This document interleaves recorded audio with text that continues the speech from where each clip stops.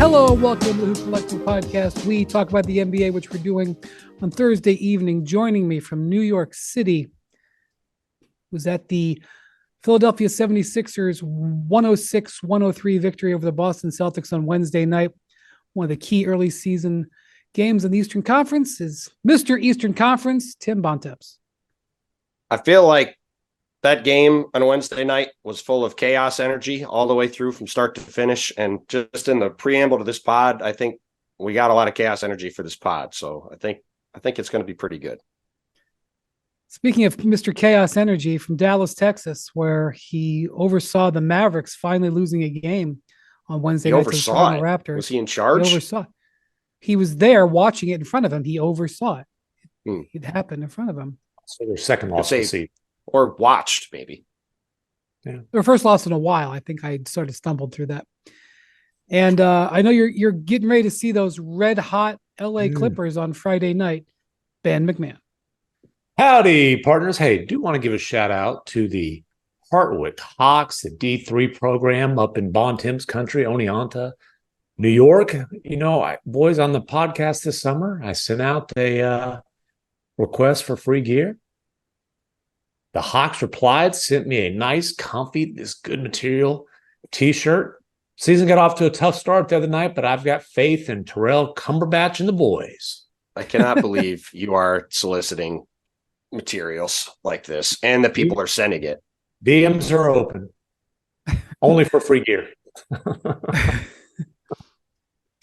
The manufacturer's suggested retail price of that shirt, Bontemps, has got to be like $13.99 or something. Oh, hey, listen, this is much. Nuh-uh. This is a good one, baby. It's that stretchy stuff. It feels good. Yeah, no, this ain't no $13.99, baby.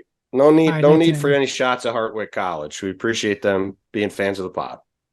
Joel Embiid had another spectacular game. I feel like we're headed for another Embiid Joker showdown, considering that the Nuggets have played 9 games, and Jokic has 9 20-10 games. Not averaging 20. Well, he's also averaging 20 and 10, but 9 games where he's gone 20 and 10. But Embiid with another strong performance, and the Sixers they could play each other. They could play each other 11 times this year, as many as 11 times. I think they played against each other 11 times last year, Bontemps. They could play 12. Could match up in the in-season tournament. Excuse me, sir, is absolutely correct. Air in my commentary. Yes, it could be the first of 12 matchups, breaking last season's record of 11 matchups that they had when they won 7 games in the conference semifinals. Bontemps, Boston has lost 2 games in a row, but it didn't seem like they were too stressed about this game. What did we learn about the 76ers in that big win over the Celtics on Wednesday night? Yeah, I mean, Derek White showed up 3 hours before the game. He hadn't been around the team for 4 or 5 days, just had his second kid. They're trying to get everybody up to speed still. Drew Holiday and Kristaps Porzingis are obviously very new to the program and what those guys are doing. They played a C-plus game. They had a terrible second quarter where they gave up 39 points, and the rest of them, they held the Sixers, I think, 80. So I think they're going to be just fine, and they look awfully good. To me, the real story the first couple weeks of the season is that Philadelphia is going to be a really good team, and I think has a chance to be in the top 2 spots in the Eastern Conference at the end of the regular season. Because as long as Joel Embiid and Tyrese Maxey are on the court, they've got an elite 1-2 combo, even without James Harden. This team is playing way faster than they were last year. I think they're up to 10th or 11th in pace.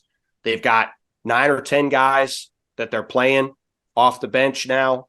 They've got Nick Batum and Robert Covington playing real minutes off the bench. Nick Batum, I think, is a sneaky addition in that trade for the Sixers. They've got a lot of, I mentioned before about the chaos energy. Nick Batum is a really smart, high IQ guy. He's a guy that can have out there late in games to settle things down a little bit, can do a lot of stuff from a versatility standpoint. So, and Kelly Oubre's playing probably the best he's ever played in his career. And Tobias Harris, as I think we've talked about earlier on in the season, looks completely reinvigorated, not having to just stand in the corner and guard people and hit an occasional spot-up jumper. So, Philly looks really, really good. Joel Embiid seems very happy. Tyrese Maxey looks like he's going to be an all-star. Real quick, after the game last, be fun to watch. After the game, I don't have the exact quotes in front of me. I wish I was more prepared. Embiid was like, "Our culture is great. Everybody in the locker room." What did he say? It sounded like he was maybe saying something without saying it. I believe he said, "No one has any egos here," or some variation of that. So, and he said something about our culture is great. An unsaid parenthesis was other than me. Well, listen, the combination of Maxey and Embiid, I think, is perfect from an on the court and off the court standpoint. Here, you've got Jackson's got the quote here. "No one has an ego on this team. We got new guys, took them in, got them up to speed. Guys want to play with each other. They want to be around each other. I think it helps a lot." And I can say, for having been around this team a lot, literally want to be around. Some guys don't even want to be around. Well, that was certainly true. But being around this team a lot the past few weeks, the vibes are very good. Like they are feeling really good. They're playing a fun style. They've got everybody bought in. Maxey has taken a big leap. Looks like an all-star.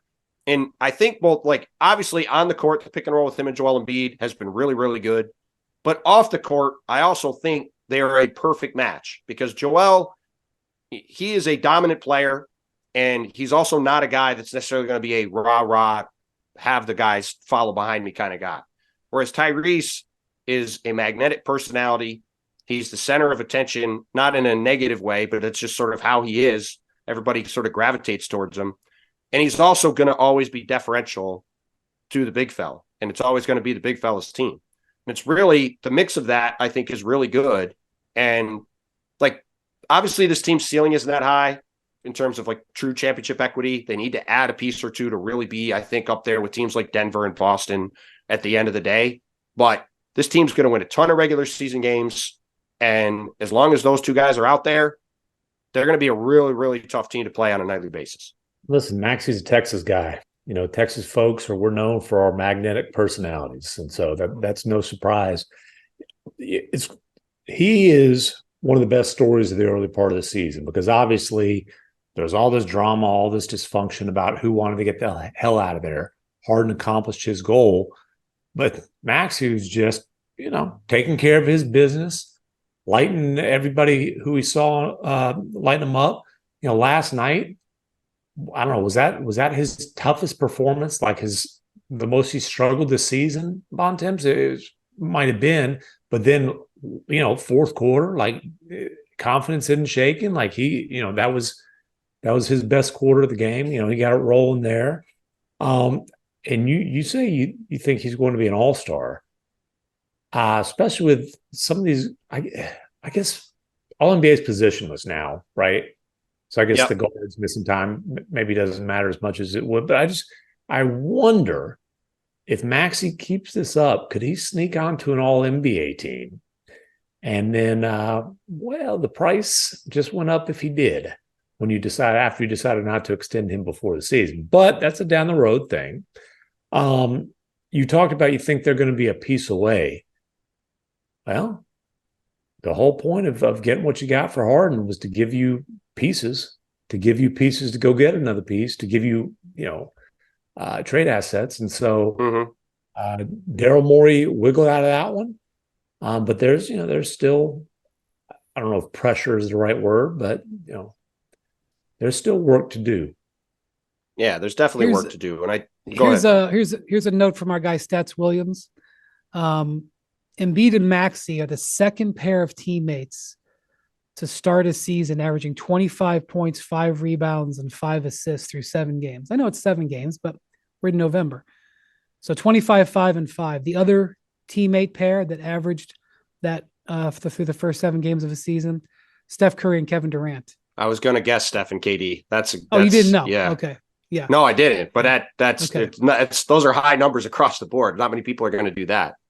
And one great thing about Maxey is there are times where he allows the big fella to rest because Maxey's going to get buckets where the big fella doesn't have to cross half court. He is a one-man transition opportunity waiting to happen. Well, it's interesting you say that because that's worked out so far in a couple of forms. One is their pace is way up. Nick wants to play faster. And obviously, without James Harden, who certainly likes to walk the ball up and pound the ball, from the beginning, Nick Nurse has been like, you got to run. You're super fast. You got to get out in transition. You got to go. You got to go. You got to shoot all the time. And so there is some of that where Joel kind of just hangs out, waits to see what Tyrese does at the other end. He also was out there with the second unit at the start of the fourth quarter. And there were 3 straight games where they blew teams out, and he just didn't even come back in the game because at the start of the fourth quarter, they took the lead from 15 to 20 or to 10 to 20, and he didn't have to come back in. And when you're just talking about the load you're talking about him carrying over the course of the season, having a guy that can go nuclear like Tyrese can next to him, and who is a guy that is evolving and growing and has a future going forward as a player. Like, yeah, you said it. There's pressure still there to get guys around Joel, to have pieces that are going to fit long term. But this is a guy, if you're Joel Embiid, who's signed for the next 4 years, like Tyrese Maxey's only getting better. And that's somebody that you can grow with going forward. And now it's like, all right, we've got our 2 guys for the next 5 years in theory, assuming Joel stays. Then it's all right, what are the pieces that fit around those guys? How do we maximize what they are? It's a much different thing than, hey, we've got James Harden, we've got Joel Embiid. James has got a year or 2 left. We got to try to get it done right now before this thing goes off a cliff. I mean, it's just a totally different outlook around the team. For sure. Well, speaking of Harden, you're going to see him on Friday night with the Clippers coming to town. The Clippers have yet to win on the road this season, MacMahon, and just a bad loss for the Clippers on Wednesday night in Brooklyn. The Nets hadn't won at home this year. And regardless of what you think about the Nets, they were missing Cam Johnson, Ben Simmons, who was a game day scratch with a hip injury. He's having a decent start to the season, but didn't play. They were missing Nick Claxton, who's a key defensive player for them. And then Cam Thomas, who's averaging like 30 points a game, sprained his ankle in the first half. So by the second half of the game, they were down 4 players. The Clippers come in there with 4 future Hall of Famers. Okay, maybe not all in their prime, but still. And they didn't. Did they even crack 100 points? Like their offense is. They did not. It's been 2 games, but it's been 2 very, very ugly games, and you don't want to rush to judgment after they have 4 days of practice together and all those sorts of things. But there were some fit concerns, and the fact that Russ took the most shots in the loss to the Nets, it's not great.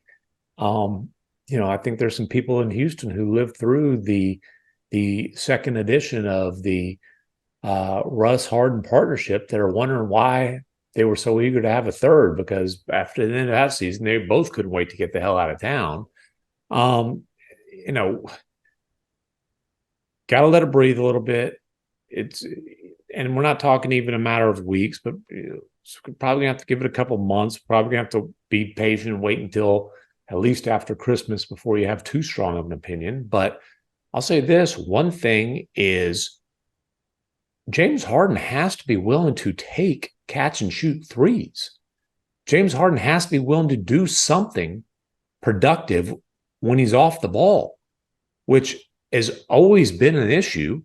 But man, if you watch them play, there are times where there are wide open catch and shoot threes, and you know what he does? He pump fakes and takes a very difficult 3 once the defense has been able to close out. Because he wants to get fouled. I don't know what but I think he's just trained himself. He's just totally trained himself out of doing it. This has been a conversation for the past 2 or 3 years in Philly. He just he psychs himself out of shooting these open catch and shoot threes because he's not used to catching and shooting anymore. It's all, McMahon broke the definitive story about his step back 3. That's what he's been doing for all this time. I broke it.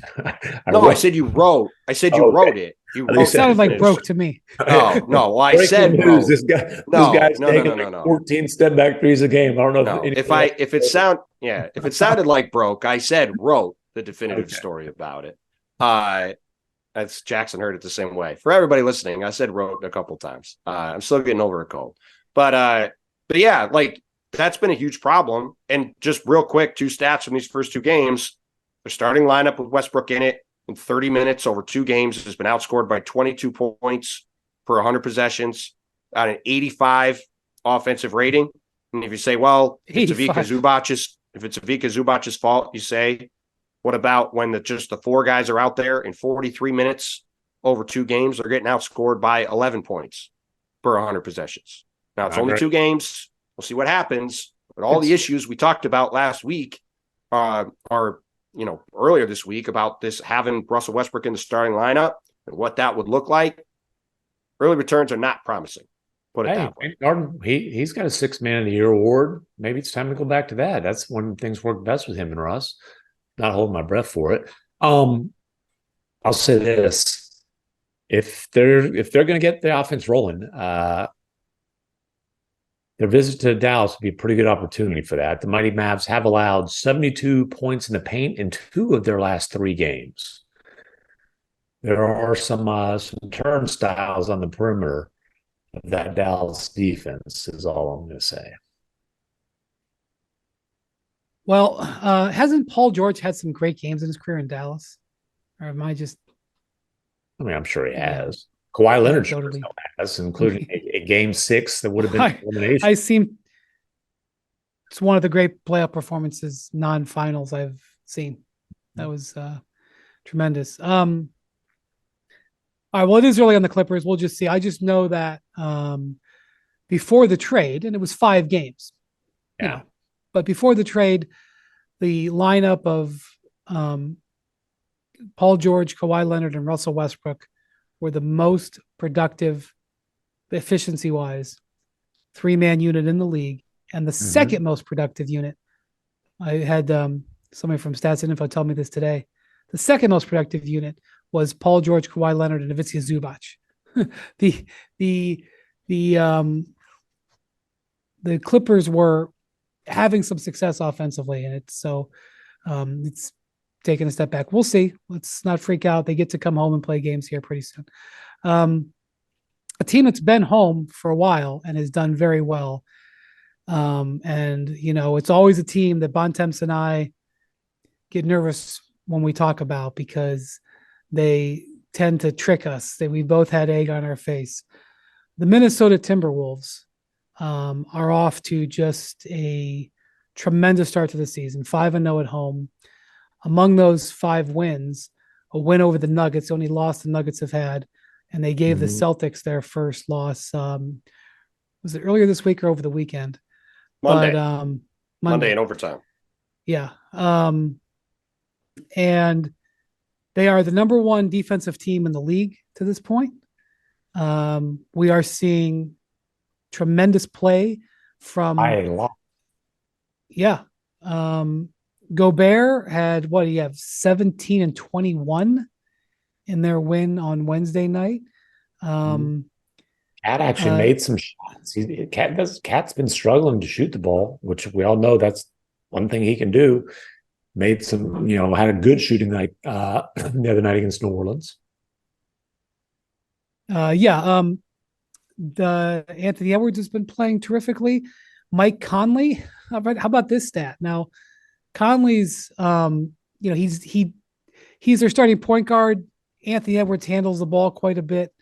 But he's got, so far this season, he's got 30 assists and 1 turnover from Mike Conley. It's a 30-to-1 assist to turnover ratio, according to my math. Great job. Well done. And the turnover, by the way, happened on opening night. And I had somebody call it up for me. He threw a lob pass and it was just a miscommunication. The ball went out of bounds.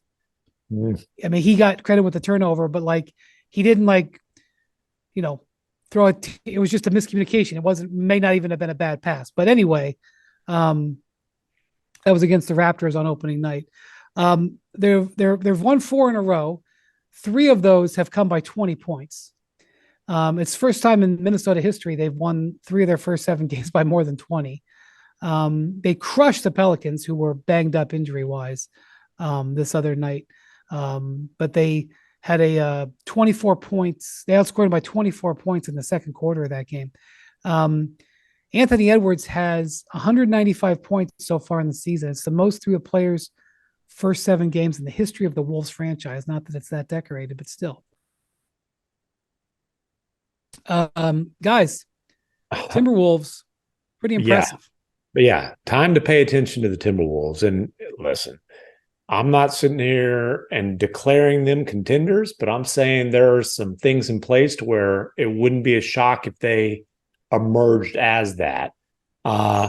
Was talking to some scouts before last night's game, and one of them said about Anthony Edwards that he's the next Michael Jordan.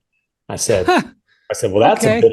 I said that's a bit of hyperbole. He goes, That's yeah, going to get aggregated. he said, well, context is coming, butt sniffers.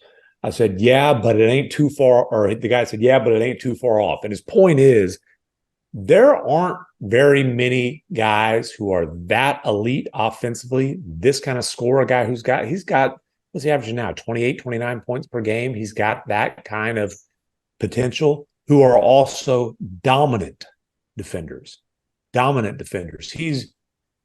He's coming for Giannis's crown as the best two-way superstar.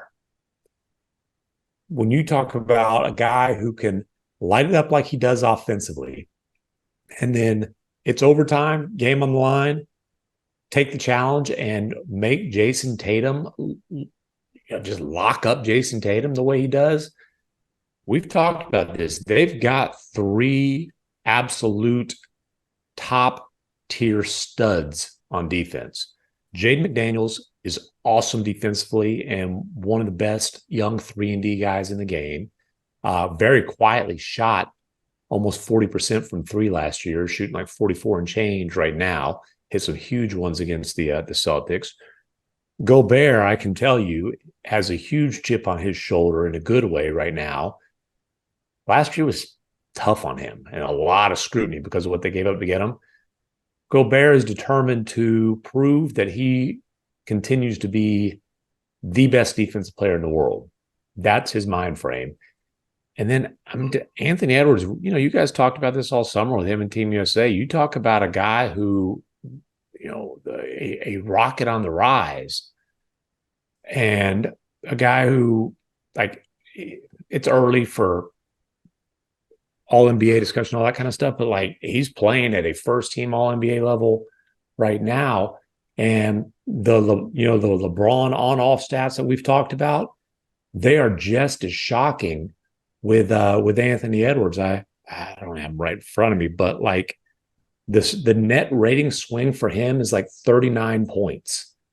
They're plus like 19 and change with him on the floor and minus whatever with him off the floor. And a lot of that is because their offense just has collapsed without him off the floor. But again, he's a huge, huge part of them being the best defensive team in the league by far so far this season. Yeah, look, Ant's been really good. They've had a really good start. We have to say part of the reason they've been the best defense in the league this season is they have the best opponent 3-point percentage so far. Teams are missing a lot of threes. Probably some of that is going to normalize a little bit. But some of that is also when you got Jaden McDaniels and Anthony Edwards and Rudy, who, by the way, and you've watched him for a long time, MacMahon, I think he looks a lot healthier to start this year than he did last year. He's definitely got a lot more bounce and is moving around better. Now, his true shooting percentage is about 58. I just eyeballed it. It's around 40th among centers playing at least 15 minutes a game. So that's not ideal from an offensive standpoint. But when he's out there, the defensive rating's under 100, and he's back to looking like the guy he was supposed to be when they got him in the trade. And they've looked like a different team, really, especially since the trade deadline when they did get Mike Conley, who is a perfect fit for what they need and knows how Rudy wants to play and can get him the ball in spots.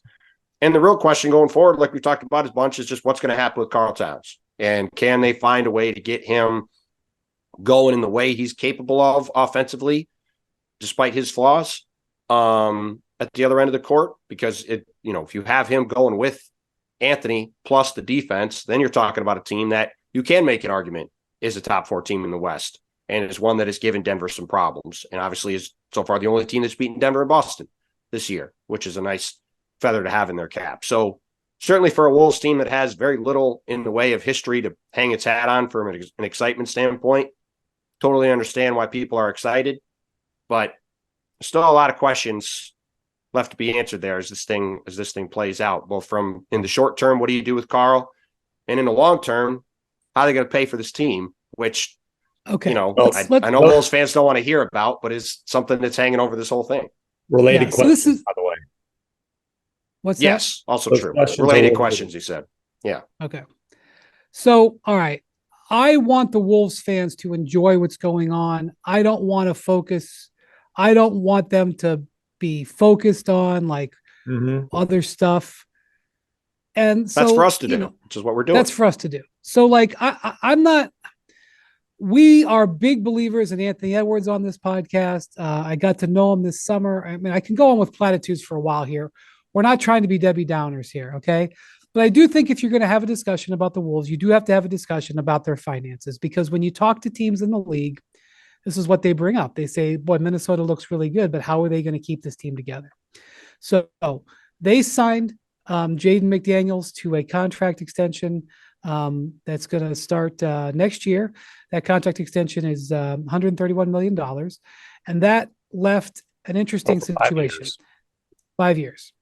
Also, that contract is going to age extremely well. Yes, it was. I think most of the league thought they did a good job on that. Mm-hmm. The important thing is the starting number of that salary is $22.5 million. So that means that starting next season on the Timberwolves books, they have between Karl Towns, Rudy Gobert, Anthony Edwards, Jaden McDaniels, and Naz Reid, who is also off to a terrific start. That was a good contract that they did with him over the summer. He is a very valuable guy coming off the bench. He's been terrific for them. Between those 5 guys, their top 5 players, they owe them $165 million next season. I just to point out, the last time the Minnesota Timberwolves paid the luxury tax was in 2007, and they paid $500,000. So dating back for the last 20 years, dating back to 2003-04 year, which is the last time they paid appreciable tax, basically for the last 20 years, they've paid $500,000 in tax. I take that back. They paid $500,000 in 2020. So they paid $1 million in the last 20 years. 2 years, they've gone $500,000 over the tax. So this is an organization that does not pay the luxury tax historically. Right. That number at $165 million basically will put them just short of the second apron for next year. They have to fill out their roster. Also, if Anthony Edwards makes All-NBA, which he's got an excellent chance to do, I think that's likely, then he will get a kicker on that. His salary right now is at $35 million for next year. If he makes All-NBA, he has the elevator in his contract. I think they'll kick it over $40 million. So with those 5 guys, they might approach the second apron with just those 5 guys. And of course, they've got to have 14. So then there's the thing about, well, who's paying for it? Mm-hmm. So the guy who's made the decision on all this paying for all these years is Glenn Taylor, their owner. He bought the team in 94, saved them from being moved. I think they were going to move to New Orleans. He has been a guy who's been careful about how much they spend. He has sold the team. Sold the team 2 years ago to Mark Lowry. Alex Rodriguez is a minority investor. It's not 50-50. Alex Rodriguez is his partner. I see people like, oh, Alex Rodriguez owns the Wolves. I mean, he owns a piece of the Wolves. He's bought about 40% of the team from Glenn Taylor, but Glenn Taylor is still the principal owner. They owe money. They owe the last piece of money to buy out the controlling ownership of the team by the end of the year. And Glenn Taylor gave an interview at the beginning of this regular season, just a couple of weeks ago.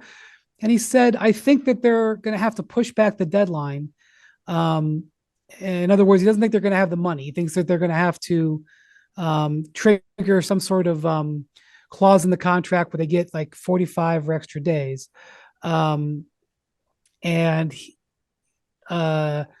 Later on, Laurie's company put out a statement saying no, they think they'll close. But I think what's important is the indication, and I don't know exactly what Laurie's finances are, but he wasn't able to buy the team in one fell swoop. He's bought the team in tranches, in sections, and the guy who's selling it, Glenn Taylor, is questioning whether they're even going to have the money come December 30th or whatever it is.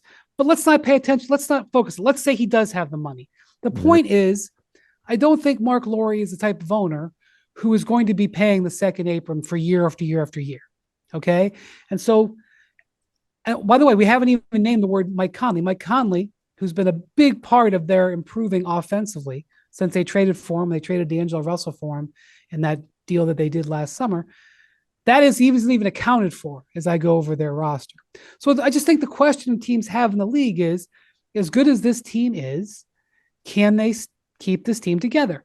And if I was a Wolves fan, I would probably be like, I can't believe you're finally talking about us.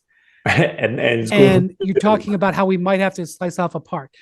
But that is kind of the reality. And that's why you hear Karl Towns' name in some trade stuff. But here's the problem. If they have to trade a player to get off of money, they have to trade the player for not money back. No, but hold on. With Towns, though, when you're talking about next year's salary, next year is when Towns Supermax kicks in. So if you're going to trade Towns, you probably want to trade him this year when he's making 36 and not next year when he's making 49. Right. So, and the other thing that's complicating factor is that not just the Timberwolves, but any team going forward after this year, because the full new second apron rules kick in starting next year. Any team, Team X, if they want to make a deal where they reduce salary, they can't make a deal with a second apron team, because if a team is in the second apron, they can't make a trade where they take back more money. They also can't make a trade where they cobble pieces together, aggregate pieces together to make the trade. So if there's 4 or 5 apron teams next year, second apron teams, it means if you're a team looking to get off money, you really can't do a trade with those 5 teams. You functionally won't be able to do it, or it'll be very hard. You have to get a third team involved or whatever. So after this season, regardless of the Wolves situation, just forget about the Wolves. Any trade where you are getting off of money is going to be a little bit harder because there's less teams that you can get off money with. So that's all. That's just one thing that if you're going to talk about the Wolves, I think you have to question. And the reason it's important is because you questions whether or not they have to make a trade that gets off money, as you just said, MacMahon, this season, whether they have to do it when it's easier to get off money this season. You say get off money, and I think that doesn't necessarily mean save money now, but save money long term. That's right. I think listen, are they going to have to move? Also, I think you can both make a basketball trade and a financial trade in this case with Karl Anthony Towns. If they moved Cat and got what you might consider to be a disappointing return for a guy who's in his prime, has been an all-NBA player, but they get a couple of role players who fit well, it might help on all ends. And pure hypothetical, but let's say that it's like what the Mavericks gave up to get Kyrie Irving. If they could get, a 6-man who can put the ball in the hole and help keep the offense afloat, and like a Spencer Dinwiddie, the offense afloat when Ant sits and the offense crumbles, and a plug and play, another really good 3-and-D player like a Dorian Finney-Smith, I'll be honest with you, man, I think I would pounce on that, maybe even without a pick involved. And the Mavericks gave up a 2029 protector, but that's neither here nor there. The Wolves can't trade any picks. That's another problem. I'm saying Wolves fans we want picks for Towns. I see what you're saying. Yeah, right. The Mavericks gave up. I'm not sure they could get picks for Towns right now. Right. This is the problem. My point is, if you can get two, a couple of really solid role players like that who are on shorter term deals, it might be something that the Wolves would need to pounce on. Well, and this is why this matters, right? Because the Wolves are in this position where they basically have this year to really figure. They had last year and this year to figure out what their team was going to be before the Anthony Edwards extension kicked in and before the Jaden McDaniels extension kicked in. And now it's like you've got this super expensive team in a market where they're not going to have the money. Like whatever you want to say about ownership, right? They're not going miles into the second apron on a repeat basis for this team. Maybe if they won the title, they would do it for a year or two, but that's just not a realistic thing to expect. So you have to start to look forward to say, all right, how is this team going to get reoriented to where it can financially make sense and be competitive?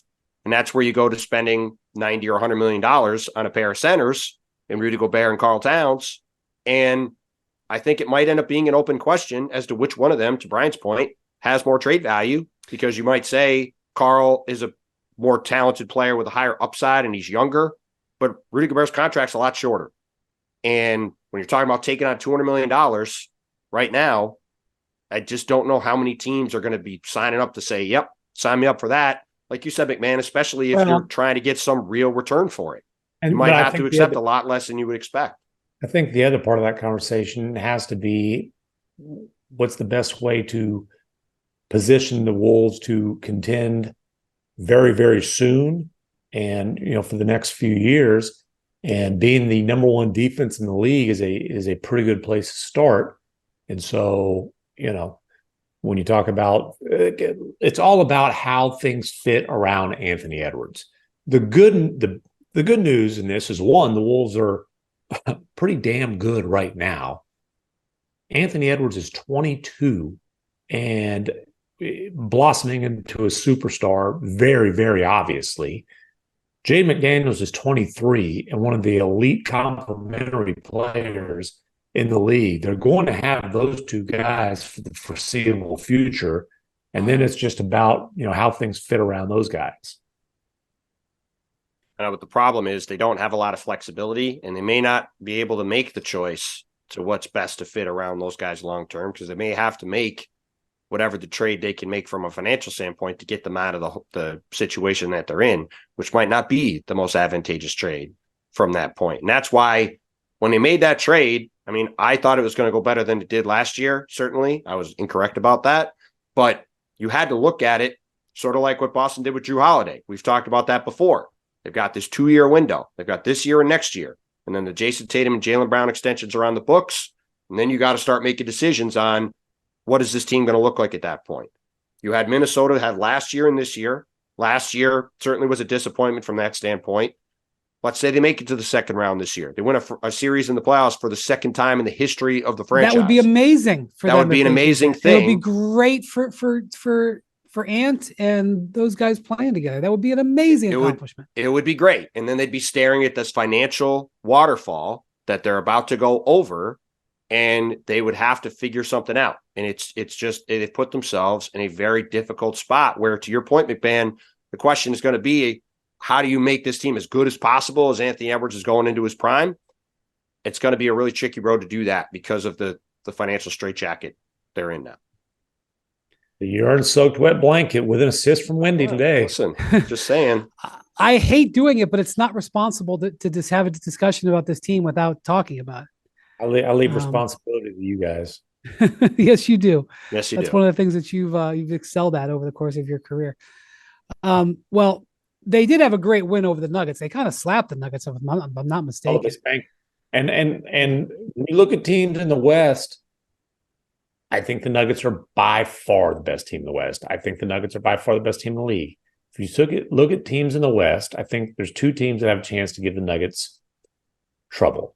The Wolves, just because of their length and the defensive stuff we're talking about. Well, didn't Bruce Brown, it might have been a slap at the Lakers, but didn't Bruce Brown say that in an interview over the summer that was their hardest series? He did. Yes. And I've actually talked to other people in the Nuggets who agreed with him. And then I think it was also maybe a little bit of a swat at the other team I was going to say is the Suns. The Suns did win 2 games against the Nuggets last year. And then, Chris Paul was hurt.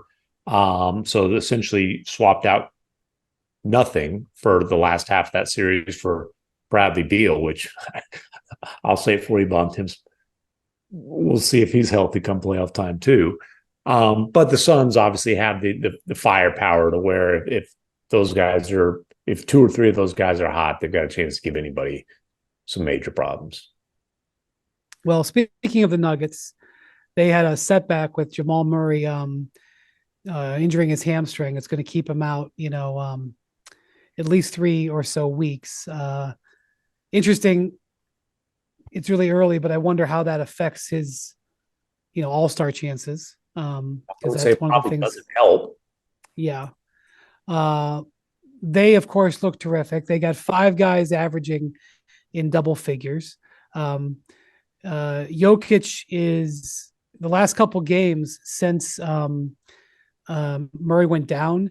Jokic has had let's see, Stats Williams has the stat here. I got to look it up. Jokic has had the most touches in 2 games he's ever had in a regular season game in his career. And he's just chewed right through that with no problem. Aaron Gordon is playing terrifically. Kentavious Caldwell-Pope is having another great start to the season. You guys, we've talked in the past about the potential excitement for Julian Strawther, their first-round pick. Who, what did he have the other night? 25 or something? He had 21 in 19 minutes. And my friends, the little silver lining in the Jamal Murray injury, and obviously you hope it doesn't turn into a nagging thing. You hope he can take a few weeks off or however long he needs and then come back and stay healthy the rest of the season. Probably going to have to manage him on back-to-back, so on and so forth. The silver lining is this creates a rotation ripple effect where Michael Malone's got to play this rookie. He's got to give this rookie some chances. And I got a feeling that Julian Strawther is going to be in the rotation for a long time to come. This dude is a shooter, and he is a shooter who can shoot it off the move, which is an awfully good thing to be when you're playing with the best passer in the world. And, there was some, one in particular where Joker, the 7-foot, 284-pound point guard, is bringing the ball up the floor, and you got Strawther down on the right wing, maybe even in the corner, and he just kind of gives him a look. Strawther pops up, dribble handoff. Joker's, sets a screen right into a 3. Boom. And I'm telling you, man, Strawther he's got a little bit of off the dribble stuff too. He's got some floater game, and I think this is an all rookie dude who just needed minutes, and he's going to get some minutes now. Okay, trivia question. You heard me say earlier that Jokic has 20 points and at least 20 and 10 in every game to start the season for 9 straight games. It's it ties the longest streak in NBA history since the merger. So since 76, it's only happened 2 other times. 2 other players have done this 9 times to start the season. Here's your hint. They're both power forwards and they're both in the Hall of Fame. Karl Malone and Charles Barkley. Malone is correct. Barkley is a good guess. Duncan? Not Duncan. Kevin Same Garnett. era. Kevin And Garnett. this guy also played some Garnett. You got it. Kevin Garnett Yeah. and Karl That Malone. was my next guess. That was good. And I just to clean up the thing, he's the last 2 games, Jokic has had 236 touches in the last 2 games, the most touches in a 2-game span by any player this season. Dude, So they're doing- riding him. They're riding the big man. And they're doing this thing. It's happened a couple of times recently where you look up and it's second quarter and it's a league pass night. And you're just on the couch. Oh wow, Nuggets are down double figures in the second quarter. You flip it on, and then they just they outscored the Pelicans 75-45, I think, in the second half the other day after being down double figures. I'm telling you, I like their bench, man. I like their bench. I think Strawther is a player. Christian Brown is, contributed last year and is ready for the big role he's had. I see why they like this Peyton Watson kid so much. He's this slasher, finisher, kind of Great size. 6'8" defender, weak side shot blocker. Reggie Jackson's playing pretty well for him, a guy who real really quick. never got it. So they beat the Warriors. Draymond didn't play, but they beat the Warriors on Wednesday night. The Warriors made a little bit of a run, and it was like a one possession game. I can't remember if it was 2 points or maybe 1 point. So last minute, Reggie Jackson's in the game. So they go to Jokic, right? Ball goes to Jokic's hand. What does he do? Give and go with Reggie Jackson. Yeah, it's really good to have Jamal Murray out there and they've got those reps together, but he's pretty good with just your average Reggie Jackson too. You get him the ball. He looks one way, passes the other. Next thing you know, Reggie Jackson's got a layup. And as awesome as Jamal Murray is, I don't think I'm not going to say it definitively. I think you can debate about who the second most important player on that roster is. I think Aaron Gordon might be the second most important player on that roster, just because I would agree. Just because of how much he does for them defensively, and he's a guy who you can be watching a game and be like, "Damn, Aaron Gordon was awesome." And you look at the stats, and you're like, "He had 12 points, 6 rebounds, a couple assists, a block, and a steal." But like if you're watching, you're like, "Dude, this guy is everywhere and just making stuff happen." They're awfully good, man. They are awfully good. That was a spectacular trade that they made. Tim Connolly made. Unbelievable. Do you remember what they traded in that? RJ Hampton and a future first. And there may have been Gary Harris. Gary Harris. And Gary Harris. Yes. That was tough because he is a guy who'd been there for a while and was really liked and all that. But dude, home run of a trade. And by the way, Monty Morris was a guy who was there for a while and they really liked him, so on and so forth. But the deal to get KCP that Calvin Booth made was also an awesome trade. Sure was. And by the way, a real sliding doors moment is Jeremy Grant could have stayed in Denver and didn't. And as a result of him not staying, they went and got Aaron Gordon. Aaron Gordon's just a flat out better player than Jeremy Grant, and he's a perfect fit for that team and is exactly what they need. He can't really score like him. But he does. I said he's a better player, but he does the stuff they need. And he doesn't necessarily need to be. He was in Orlando, but he doesn't need to be a focal point offensively. Aaron Gordon's a guy who, for a while, we were thinking, "Hey, this is like a guy who's got a chance to be the number one option." This, that, and the other. That dude got to Denver and basically said, "How can I fit and help make this team a contender?" And he has been phenomenal. And you talk about like a sense of how to cut and what Joker needs. Like he's got all that. He's just, and then again, he just does so many things that you aren't just going to be able to look at the box score and see. He's awesome. And then, we're talking about the, USWB on the Wolves financial situation. Obviously, hey, championship teams get really expensive. One really good way to keep the cost down is to hit on your picks in the 20s and at the bottom of the first round. Christian Brown, 20, I forgot what, 20 something. Yep. 6-man. Peyton Watson, redshirt rookie last year, 30th pick in the draft. He's a solid rotation player for them right now. Julian Strather, number 29 pick in this draft, looks like he's a guy who can help them right away. Calvin Booth was handed a really, really, really good team after Tim Connolly left, and helped build that with Connolly. But his time as GM he's got a ring to prove. It's been pretty damn good too. Yeah, I mean, look, they've put themselves certainly in a great position. They've got a chance to have a sustainable team. I do like the individual players in the second unit and these young guys. I will say they do still have a bench problem from like a statistical standpoint. When they have those groups out there with like Jamal on the bench, they're scoring 9. It's all, again, small sample sizes still, but they got an offensive rating of 92 in 45 minutes. They're getting outscored by 6 per 100. And Jokic still has this cavernous, they're 20 points better when he's on the court than when he's on the bench per 100. I have a solution. Play Strather. And I'll tell you how you do it once Murray gets back. Who was their backup center? Who was their second unit center during the playoffs last year? It wasn't Thomas Bryant, who they gave up whatever. It was Aaron Gordon. It was Aaron Gordon. Now, what I would second unit center. And I would say, I think if you're a Denver partisan, I think what you say is exactly that. A lot of this is irrelevant because when you get to the playoffs, you're going to play 8 guys. You're going to play Aaron Gordon at backup center. You are going to erase some of these issues because of that.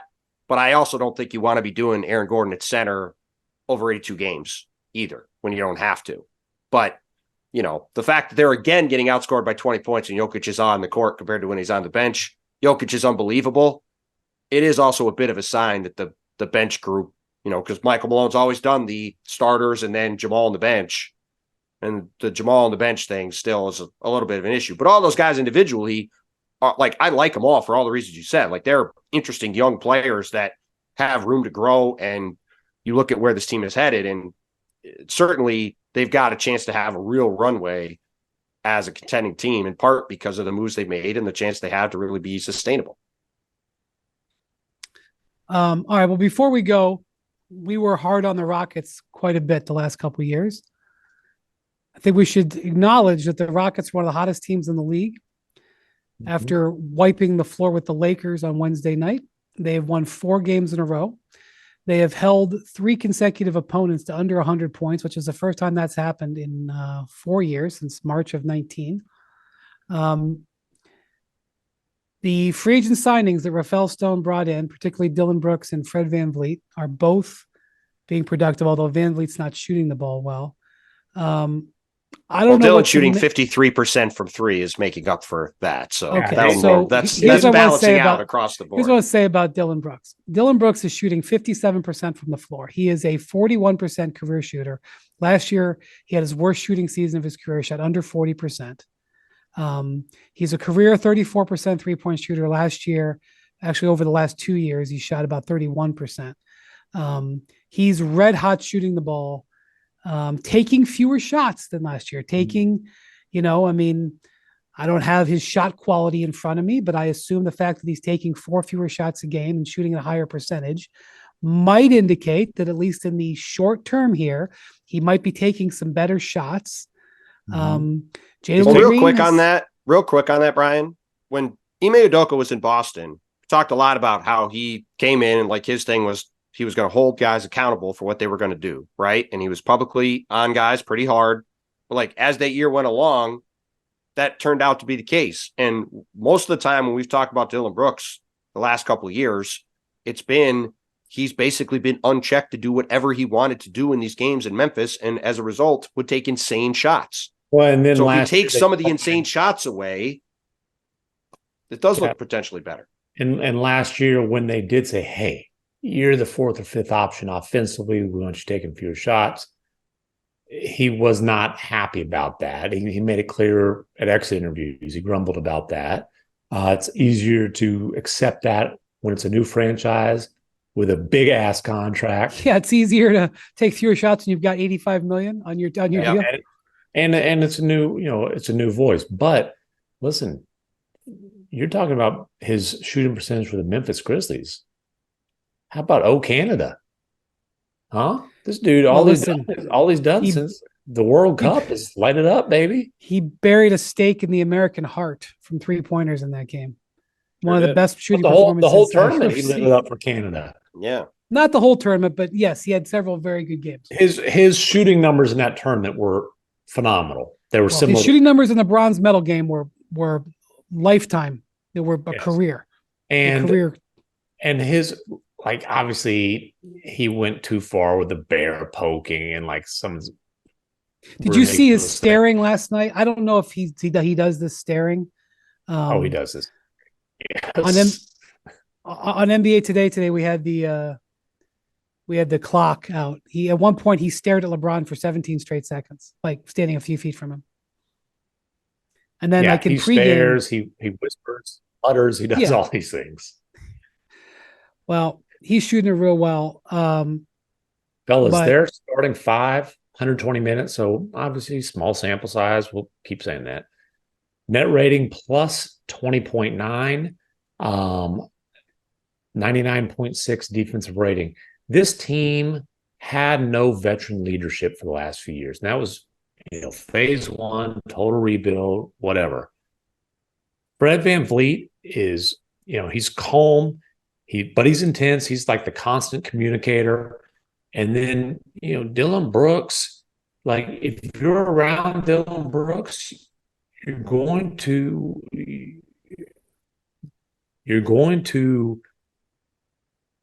see a guy who works his ass off and guards his ass off. And I think that's infectious. And then obviously Ime Udoka, like, he's not going to settle for a team that doesn't put forth effort defensively.